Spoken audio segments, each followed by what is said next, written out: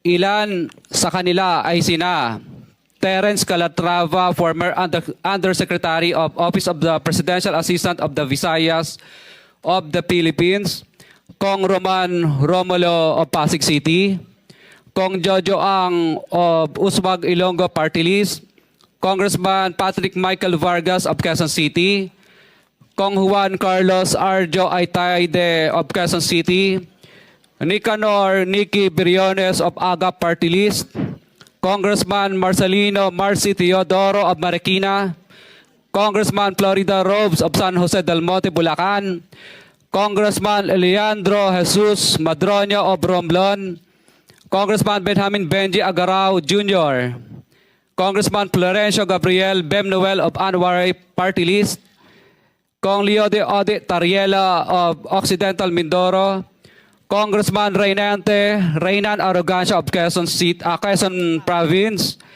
Kong Marvin Rillo of Quezon City, Kong Teodoro Haresco of Aklan, Kong Antonieta Yudela of Zamboanga, Sibugay, Kong Dean Asisio of Caloocan, Kong Marivico Pilar of Quezon City. 21. Mayroon ding mga kinatawa ng ilang politiko na nakikipagtakbo sa amin upang manghingi ng porsyento kapalit ng mga porsyento ng mga proyekto. Ang mga porsyentong ito ay 25% ay ipinipilit sa amin bilang karaniwang kalakaran na wala akong kakainang tanggihan. Ilan sa kanila ay sina Regional Director Eduardo Virgilio of DPW's Region 5, Director Ramon Ariola III of Unified Management UPMO, District Engineer Henry Alcantara, DPW's Bulacan First, Undersecretary Robert Bernardo, District Engineer Aristotle Ramos of DPW's Metro First, Pasig City, District Engineer Manny Bulusan of DPW's North Manila Deo, District Engineer Edgardo C. Pingol of DPW's Bulacan Subdeo, District Engineer Michael Rosaria of DPW's Quezon Second Deo. Karamihan sa mga kawani ng DPWs na nabanggit sa itaas ay paulit-ulit na binabanggit ang delivery ng pera ay para sa kay Saldico na dapat at least 25%. Si Kong Marvin Rillo naman ay ilang beses na binabanggit ang pangalan ni Speaker Martin Romualdez bilang kanyang malapit na kaibigan. Tuwing umiinom kami sa wine story sa BGC at sa Shangri-La Mall, sinasabi pa ni Kong Rillo na lahat ng kanyang request para sa pondo ay galing pa mismo sa unprogrammed funds at insertion na inaaprubahan ni Speaker.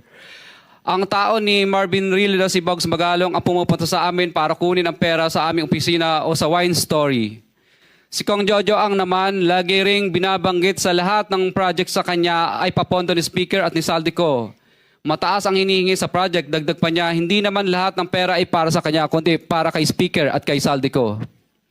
Sa lungsod ng Pasig naman, lumapit sa akin ang DPW's project engineer na si Angelita Garucha para kolektahin ang parte ni Kong Roman Romulo sa flood control projects noong 2022.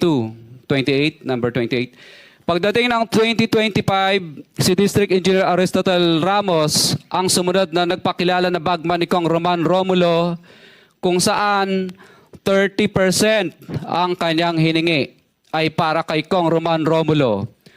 Sinabihan ko kay D.E. Ramos na masyado namang mataas, ngunit sinabi niya na walang magagawa dito dahil pondo ito galing sa unprogrammed funds at insertion galing sa taas.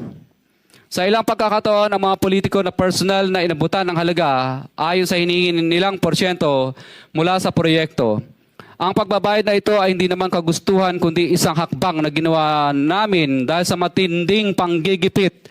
Ilan sa kanila ay sina Kong Antonieta Yudela kasama ang kanyang asawa, Kong Marvin Rillo of Quezon City, Kong Nicky Briones of AGA Party List, Arturo N. Ataide, ama ni Kong Arjo Ataide, Kong Florencio Gabriel Bem Noel of Anwaray Party List, Kong Leandro Jesus Madroño of Romblon, Kong Benjamin Benji Agarao